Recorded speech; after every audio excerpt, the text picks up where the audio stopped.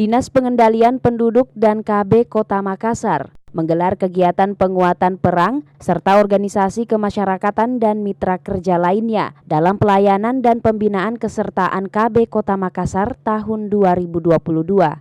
Kegiatan ini bertujuan meningkatkan pengetahuan kepada masyarakat tentang kesertaan ber-KB khususnya bagi keluarga miskin, meningkatkan kelestarian ber-KB di Kota Makassar, mengetahui aspek-aspek yang sangat penting dalam kesertaan ber-KB dan untuk lebih meningkatkan kualitas kesertaan KB di Kota Makassar. Kegiatan berlangsung pada Kamis pagi di Jalan Jenderal M. Yusuf nomor 1 Makassar.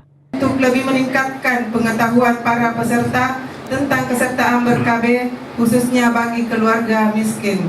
Yang kedua, untuk lebih meningkatkan kelestarian ber-KB dan untuk meningkatkan kualitas dan kesertaan ber-KB di Kota Makassar. Perlu saya laporkan kepada Bapak Asisten dan selaku narasumber kita pada hari ini bahwa capaian kita khusus untuk pelayanan KB yang ada pada laporan di DPP KB melalui sistem SIGA, Sistem Informasi Keluarga, itu untuk Kota Makassar itu baru kita mencapai 15% akseptan KB baru. Jadi ini sangat-sangat masih sangat rendah. Nah, oleh sebab itu, maka pada kesempatan yang berbahagia ini kita diharapkan untuk dapat meningkatkan dan partisipasi Bapak Ibu sekalian untuk mengajak para peserta, para pasangan-pasangan usaha subur yang ada di wilayah kita masing-masing untuk dapat meningkatkan capaian ini.